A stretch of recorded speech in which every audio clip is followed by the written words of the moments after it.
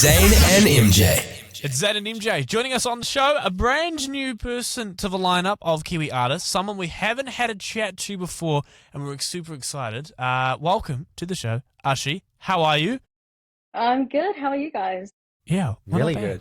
Yeah, can I just say, Yeah, cool name, by the way. Sounds like a famous Thank person's you. name. Thank Almost you. reminds me a little bit of like Doechii in terms of the Yeah. style of the Ooh. name. So like, you know, they're pretty That famous is a at the big moment. compliment. So hopefully, Yeah, I was big saying compliment. to Zain off here, like she also does a bit of R&B, a little bit of pop as well, and that's what you're going for as well. So Kiwi version of Doechii, we love need a Love collab. that. I mean, the one My was kind of the gosh. Kiwi version of Taylor Swift, right? Like that's sort of a so there you go.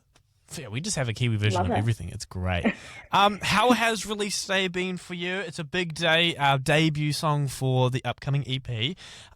Very exciting stuff. So, how was release day? It's been so fun. It's been crazy to see the reactions that people have been sending me. My phone's been absolutely blowing up, which is great.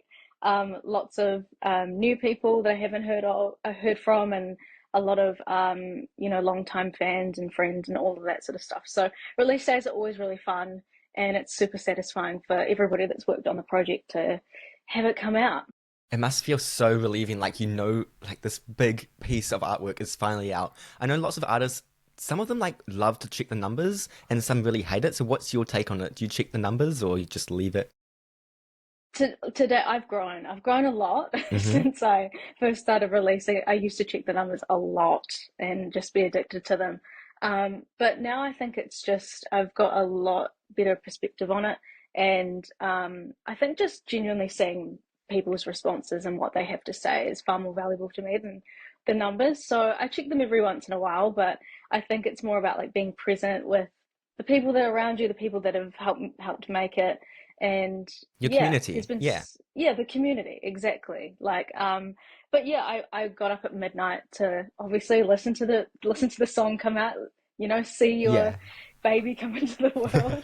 I love that. Yeah, it's quite nerve-wracking. You just want everything to go well, and it just to be there and how you envisioned it, and how even you have so many stages of it. Mixing, mastering, Absolutely. the artwork, photo shoots, and you just want it to just be perfect. So yeah, it was I all just good. say, the artwork, the cover art for this song is amazing. It is Incredible. such Thank a cool you. photo.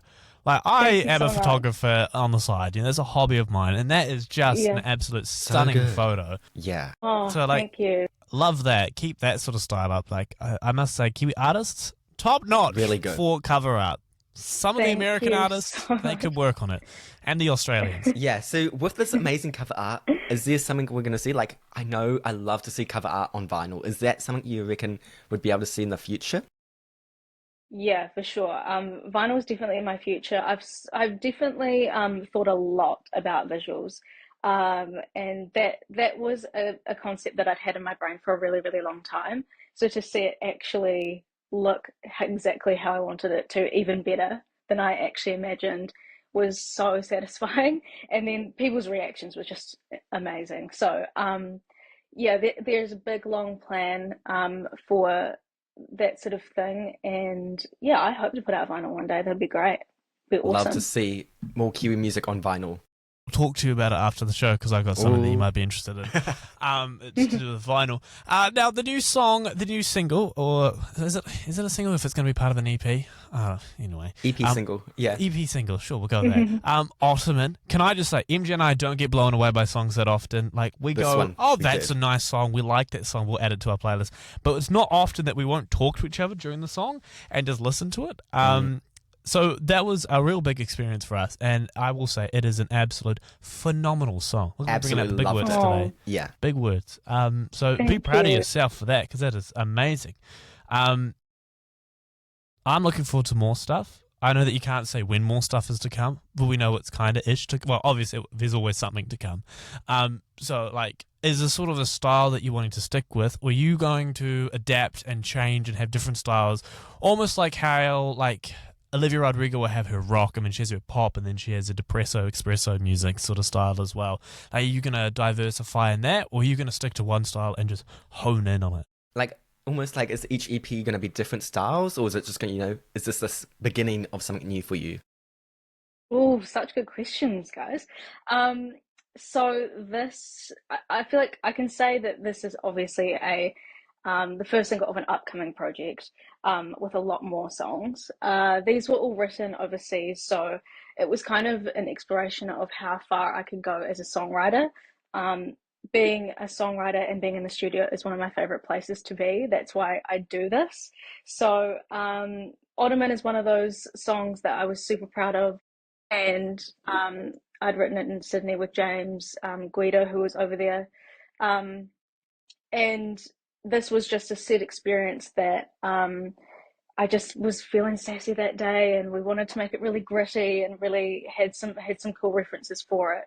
But I think in terms of the EP itself, I've leaned a lot more into R&B, which is a genre that I love to listen to, and I think I was more natural in it than I thought I was. So when I started making the new music, it sort of just bled into it, and it's made it naturally a bit more edgy. And yeah, I think the lovers of that genre will love this new EP, but I think it's really just more of a love letter to the genre that I love, which is pop. I love pop music, and it can exist in many, many different forms. And it's kind of just, yeah, an experiment to see how far we can push it in every single area for this one EP. Absolutely. But yeah. Because I've noticed with definitely Gen Z, they love R&B, but also bits of pop. So this works really well, um, for that target audience. So I where reckon are it's you the mum's targeting? faults, just by the way, with the R&B thing. Really? My mum listened to heaps of R&B when I was little, and I reckon because you listen to it and you're like, oh yeah, it's my beliefs, and then you get to this age and you're like, oh, this is good. Yeah. This is good. So I feel like it's the mum's fault for that one. Yeah. So where, like, if you had to target your audience, like, where are you targeting? Is it like social media marketing, or where do you find your community, your little piece of Aotearoa?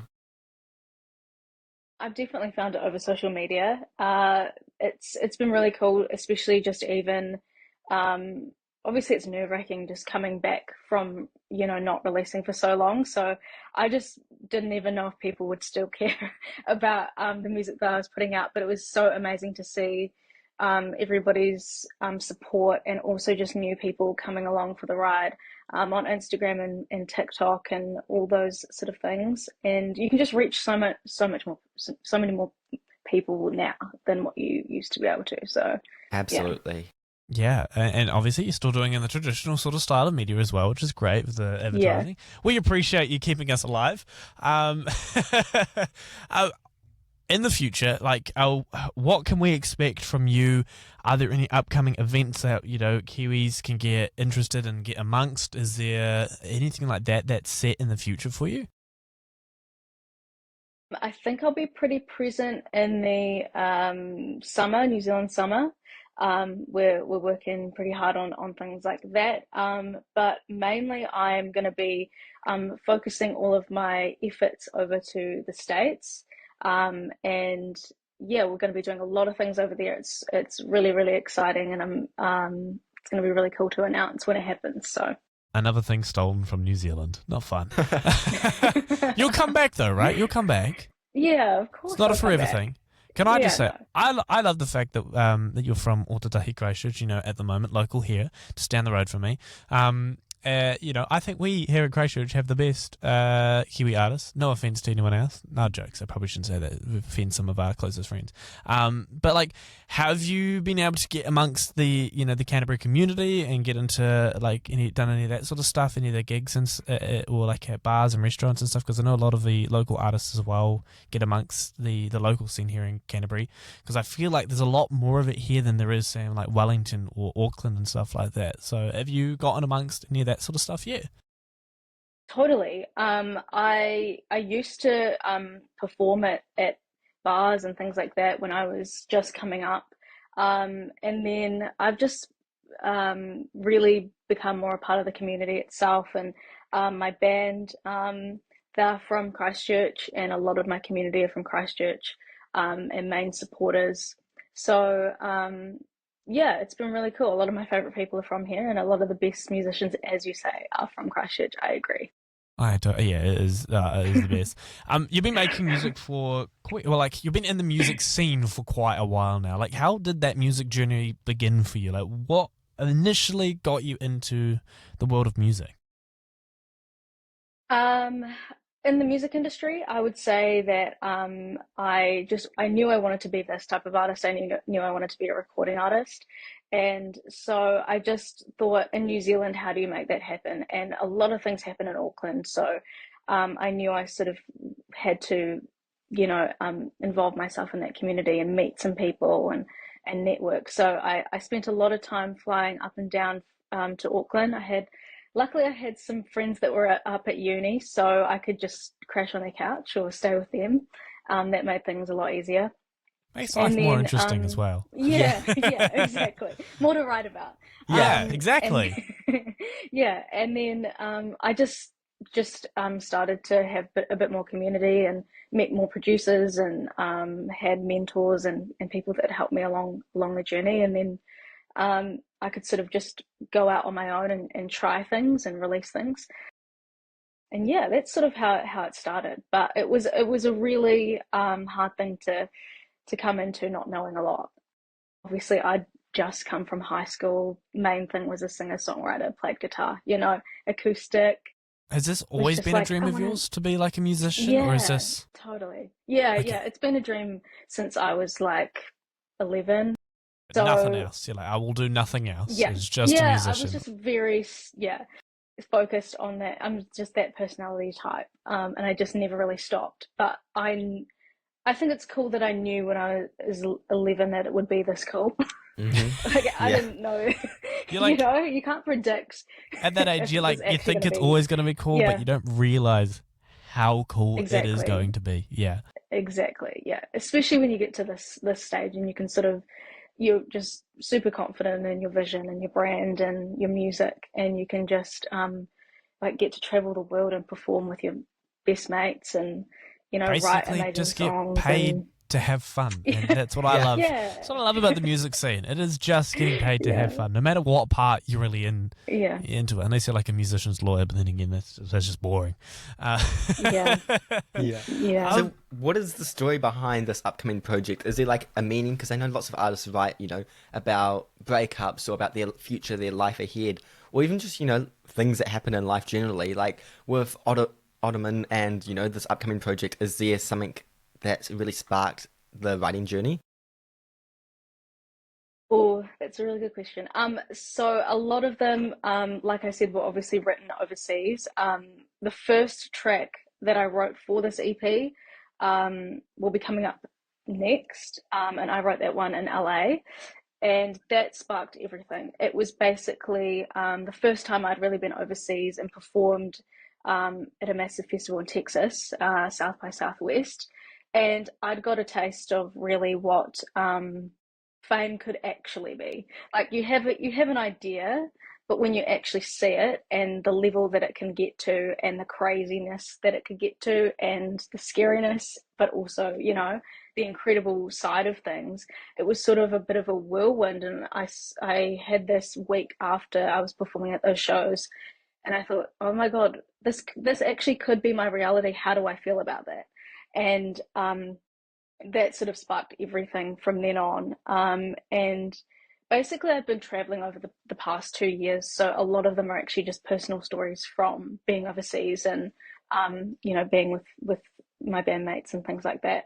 And also grappling with this thing of this could be your career, this could be a, permanent thing that you do. There's a lot of, it's a very complex thing. So, yeah, but I do think like the EP is super super fun in the way that it's presented, and like it's not just one thing, it's a multitude of things. So yeah. I see that you also recently toured the Drax project and you got amongst all that sort of stuff. Mm. What was that experience like? Obviously you've done a lot of travel already, and it seems like something that you're very passionate about. What was it like? Traveling and touring with Drax project. Tell us a little bit about that. It was awesome. There we performed. It was crazy because we had been traveling for so long, and then we'd finally done a show in Christchurch, which is when we opened for them. and to come back to the home city and perform there was incredible. Like it was so satisfying, and we played some new music from this EP, and the response was insane. So that was really cool. The boys are awesome. I've had a few interactions with them, and they've always been great. They're so funny. And yeah, they're just great to be around. But yeah, they're super supportive and really uplifting of new artists and like upcoming people in New Zealand especially. So super grateful for them. It was an amazing experience, and yeah. So, if you've traveled a Drax project now, which is already a pretty big, op and that sort of stuff. Who is your dream sort of person to open for or work with? Like anyone around the globe, who is that one person that if you were to go on a tour with them for like a year and pick at their brain, work with them on music and that sort of stuff, who is that person for you? Oh, I think at the moment, to open for Sabrina Carpenter would be incredible. Absolutely. Yeah. Be That would be absolutely nuts. amazing. Like I just know it. And her fans are just so, passionate. Like I feel like that would be, career changing. And you'd learn so much. Like, Um, I feel like her fans are like they're passionate, but they're not overbearing. Like you look at the Yeah. T-Swizzle no. fans, and they can be a little bit too much sometimes. Looking at you, MJ. But then you look at like Sabrina Carpenter, and her fans are just all chill and just kind of cool. Even like Olivia Rodrigo, her fans are just kind of chill and just real into the music and that sort of stuff. And I think that's very common here in New Zealand as well for like Kiwi artists and their fans.